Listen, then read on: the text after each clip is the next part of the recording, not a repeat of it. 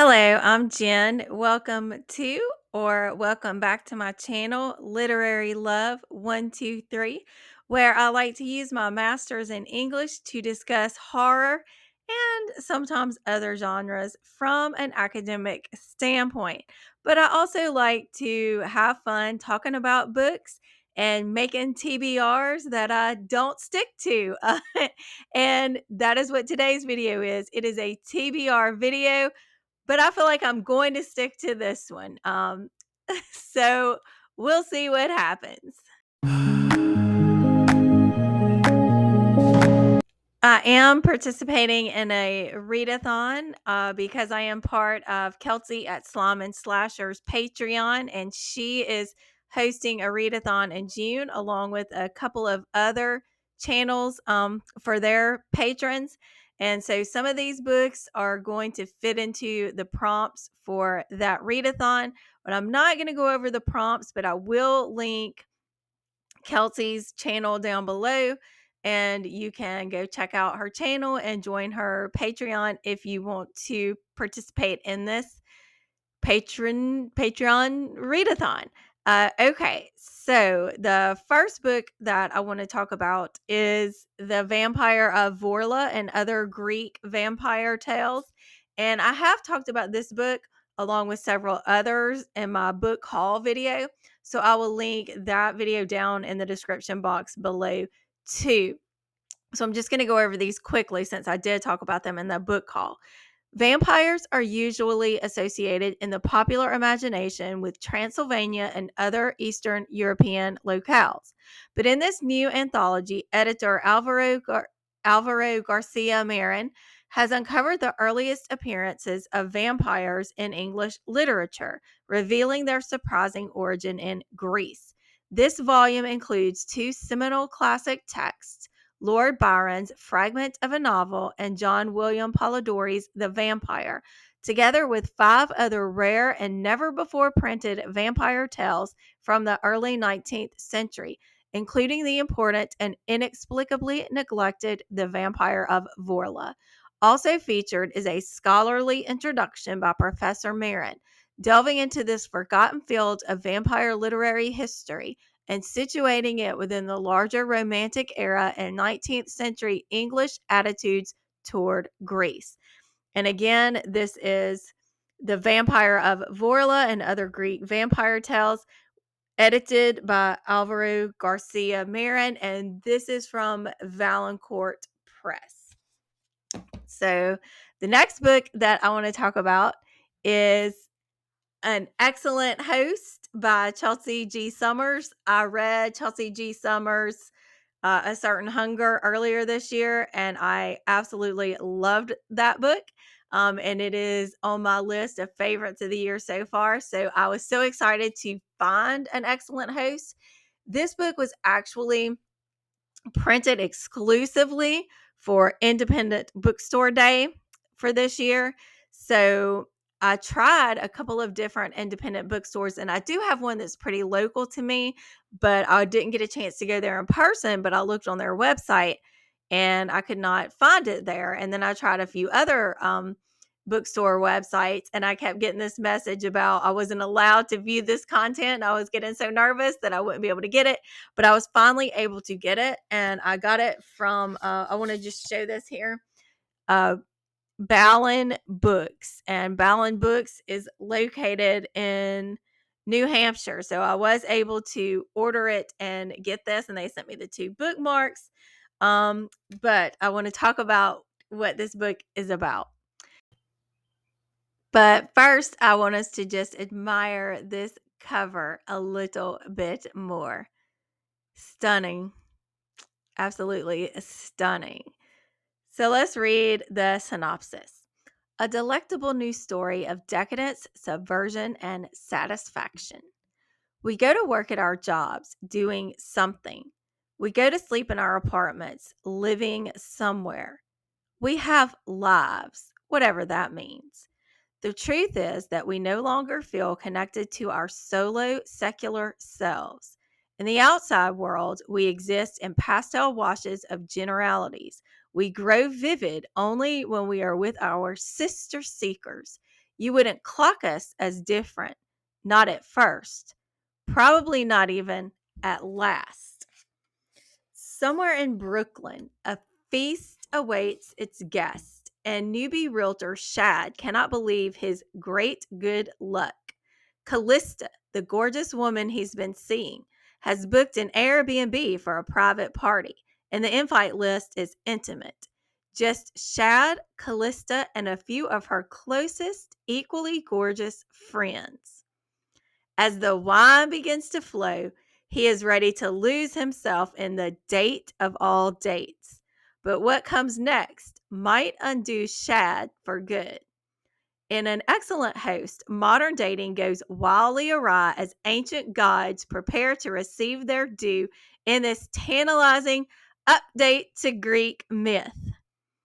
Ooh, I cannot wait. I think I'm going to start this one June 1st. It's even signed by the queen herself, Chelsea G. Summers. And as if I wasn't already excited enough about this book, let me just read something else to you here. All right, here we go. To Tori and Kathleen, with whom I have shared many glasses of wine, and to Taylor Swift, with whom I would like to. Yeah. I'm so excited. Look at this. Oh my gosh. I think I'll be drinking some wine and reading this book first thing tomorrow morning, as soon as June 1st hits, which this will be June 1st when you're watching this, because I'm recording it on. Why am I giving you this information? Yeah. So anyway, June 1st will hit and I will be getting into that book. The next two books that I'm going to talk about have the same author, and the author is Laurel Hightower, and the books are Below and her newest release, Day of the Door. So I did talk about both of these in my book haul video, so I'll just be quick here and read the synopsis of both. This is the synopsis for Below. While driving through the mountains of West Virginia during a late-night snowstorm, a recently divorced woman experiences bizarre electrical problems, leaving her with little choice but to place her trust with a charismatic truck driver. But when an unexplainable creature with haunting red eyes gets between them, she is forced to make one of the toughest decisions of her life. Will she abandon the stranger who kept her safe, or will she climb down below where reality has shape-shifted into a living nightmare? And there is a blurb on the back from Chris Sorensen, author of The Nightmare Room. And this blurb states, buckle your seatbelt because this baby accelerates. And the other book by Laurel Hightower on my TBR is Day of the Door. Love this cover. And the synopsis states, once there were four Lasco siblings banded together against a world that failed to protect them. But on a hellish night that marked the end of their childhood, eldest brother Sean died violently after being dragged behind closed doors. Though the official finding was accidental death, Nathan Lasco knows better and has never forgiven their mother, Stella. Now, 2 decades later, Stella promises to finally reveal the truth of what happened on the Day of the Door. Accompanied by a paranormal investigative team, the Lasco family comes together one final time, but no one is prepared for the revelations waiting for them on the 3rd floor. And the blurb on the back is from Haley Piper, and Haley Piper writes, an intense shard of trauma poised to cut you. I love that. All right, so the next couple of books that I'm going to talk about, I have Kindle editions of. So give me just a minute to pull up the synopsis of each of those books on my phone, and I'll be back.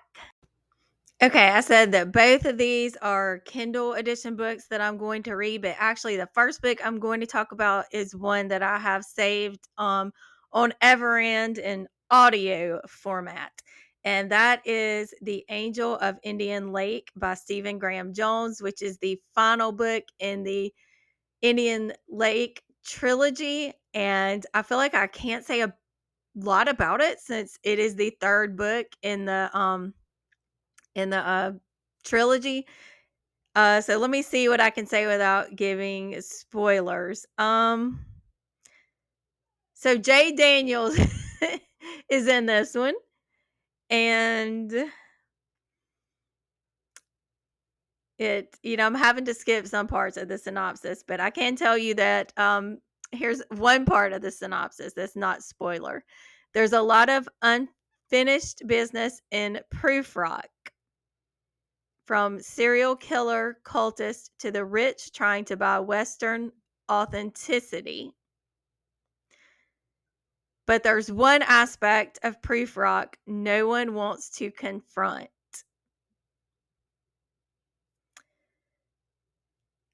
until Jade comes back to town. So that's really all I want to say about that, because I don't want to give any kind of spoiler away. But I freaking adored My Heart as a Chainsaw and Don't Fear the Reaper. I love Jade. I actually have a t-shirt that says Jade Daniels is my final girl. So I'm excited to read The Angel of Indian Lake and finish out this trilogy, but I'm also feeling kind of mixed emotions about it because I'm not ready to say goodbye to Jade, but I guess I'm going to do it in June. So, the next three books that I'm going to talk about are going to be part of a reading vlog that I plan to do in June. And this is a Frankenstein inspired vlog. So, the first book I want to talk about, I have on KU. And that book is The Modern Prometheus, an existential body horror novel written by Jason Robert Ducharme. And I hope I'm saying that last name right. I heard about this book on M's channel, Dark Violet Gems. So I want to be sure to link her channel down below so you can follow her. If you're not following her already, then I definitely recommend that you do. She did a really amazing bookshelf tour, and she talked about this book, and that is where I first heard of it. And I'm always on the lookout for all the good Frankenstein inspired books that I can get my hands on.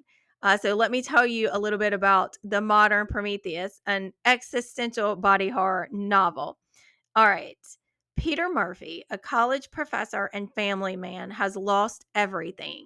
Following a tragic series of events, he awakens to discover that parts of his body have been replaced with parts from corpses, and his creator is not giving him all the answers he needs.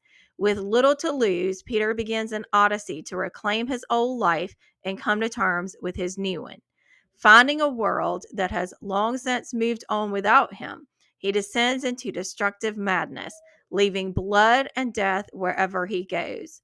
The Modern Prometheus is a 300, oh, it's kind of chunkier than I thought, is a 300-page existential body horror novel about a man reanimated from death who discovers horrific truths about the nature of his death that will bring about a crescendo of violence and catastrophe.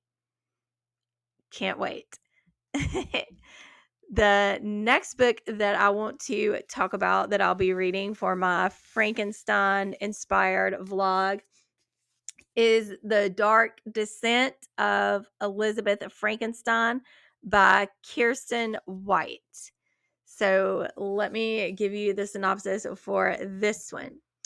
Elizabeth Lavenza hasn't had a proper meal in weeks. Her thin arms are covered with bruises from her caregiver, and she is on the verge of being thrown into the streets until she is brought to the home of Victor Frankenstein, an unsmiling, solitary boy who has everything except a friend. Victor is her escape from misery. Elizabeth does everything she can to make herself indispensable, and it works. She is taken in by the Frankenstein family and rewarded with a warm bed, delicious food, and dresses of the finest silk. Soon she and Victor are inseparable, but her new life comes at a price. As the years pass, Elizabeth's survival depends on managing Victor's dangerous temper and indulging his every whim, no matter how depraved. Behind her blue eyes and sweet smile lies the calculating heart of a girl determined to stay alive, whatever the cost, as the world she knows is consumed by darkness. I'm looking forward to getting to this one. It's exciting to see a book from Elizabeth's point of view for sure. And then the third and final book that I'll be reading for my Frankenstein-inspired vlog is A Botanical Daughter by Noah Medlock. And I talked about this one in my book haul video that I'll be linking down below. But let me give you the synopsis here. It is an unusual thing to live in a botanical garden, but Simon and Gregor are an unusual pair of gentlemen. Hidden away from the disapproving title of Victorian London, they are free to follow their own interests without interference. For Simon, this means working his taxidermical art. Gregor's business is exotic plants, lucrative but harmless enough until his latest acquisition, a strange fungus which shows signs of intellect beyond any plant he's seen, inspires him to attempt a masterwork, a true intelligent life from plant matter. Driven by the glory he'll earn from the Royal Horticultural Society for such an achievement, Gregor ignores the flaws in his plan, that intelligence cannot be controlled, that plants cannot be reasoned with, and that the only way his plant beast will flourish is if he uses a recently deceased corpse for the substrate. An extraordinary tale of family, fungus, and more than a dash of bloody revenge from an exciting new voice in queer horror. Okay, so Clay McLeod Chapman, who you may know, author of books like Ghost Eaters and Whisper Down the Lane and several others that I haven't read yet. Anyway, Clay McLeod Chapman blurbed this and wrote, Mary Shelley grafted onto Jeff Vandermeer, a gothic greenhouse of Sparer. I absolutely loved it. Okay, that makes me even more excited to read this. So, yay! I'm looking forward to my Frankenstein inspired vlog. Okay, so the next three books I want to talk about are books that are quite out of my comfort zone. I am not a romance reader, but I'm going to be for part of June because I'm doing a vlog. A horror reader reads romance because isn't June the month of weddings, right? It's the season of love or something like that. So I'm going to read romance. The first book that I want to talk about is a gift that I received from my best friend for my birthday back in April. She had been trying to convince me to read this book, and I was like, okay, one day I will. And then she kind of forced my hand right and gave it to me as a birthday gift. So this is going to be the dark romance aspect of my romance vlog, and that is Butcher and Blackbird by Bryn Weaver. So let me just give you the quick synopsis here. When a chance encounter sparks an unlikely bond between rival murderers Sloane and Rowan, they find something elusive. The friendship of two like-minded, pitch-black souls who just happen to enjoy killing other serial killers.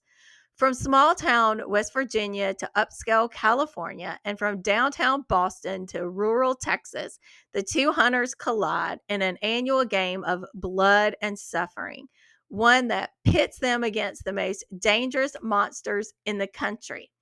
But as their friendship develops into something more, the restless ghosts left in their wake are only a few steps behind, ready to claim more than just their newfound love.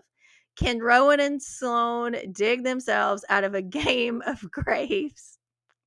Or have they finally met their match? Okay, we're going to see.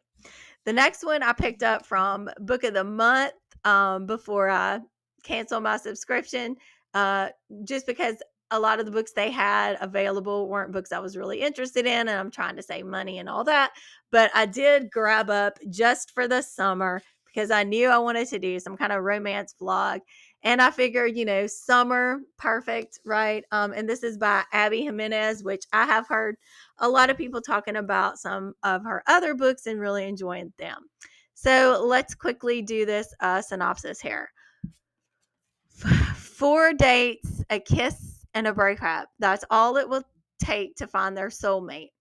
When it comes to love, Emma is cursed. Every guy she dates finds his true love after they break up. But it turns out she's not the only one afflicted with this condition. His name is Justin, and his Reddit thread about being love's good luck charm has gone viral. Now the two have come up with an ingenious plan. If they date each other, their curses will cancel out and they'll go on to find their soulmate. Only Justin wasn't supposed to be so unbelievably cute and hilarious.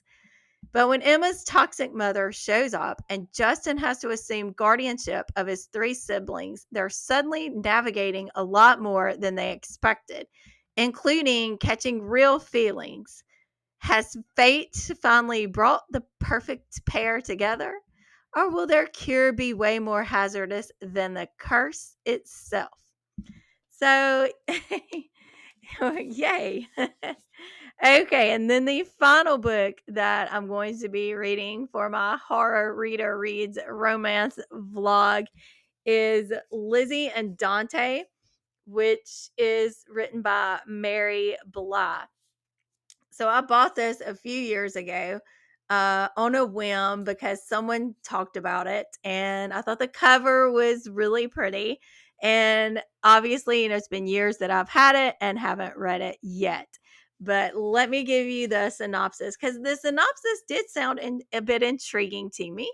Um, on the heels of a difficult breakup and a devastating diagnosis, Shakespeare scholar Lizzie Delford decides to take one last lavish vacation on Elba, the sun-kissed island off the Italian coast, with her best friend and his movie star boyfriend. Okay, see, one of the other things that intrigue me about it is because it is about a Shakespeare scholar. So that makes me that makes me a little bit excited for this one. Okay, so once settled into a luxurious seaside resort, Lizzie has to make big decisions about her future, but she needs the one thing she may be running out of: time. She leaves the yacht owners and celebrities behind and sneaks off to the public beach, where she meets a sardonic chef named Dante, his battered dog, Lily, and his wry daughter, Etta, a 12-year-old desperate for a mother. While Dante shows Lizzie the island's secrets and Etta dazzles with her irreverent humor, Lizzie is confronted with a dilemma. Is it right to fall in love if time is short? Is it better to find a mother briefly or to have no mother at all? And most pressingly, are the delicacies of life worth tasting, even if you will get to savor them only for a short while? A luscious story of love, courage, and Italian wine, Lizzie and Dante demands to know how far we should travel to find a future worth fighting for. Okay, this one sounds like it's going to possibly make me cry. So, those are the books that I have planned for June. We'll see if I get to all of them. I hope that you have some exciting books coming up planned for June. I would love to know, which books are you most excited to read in June? Which books that I'm going to read are you interested in?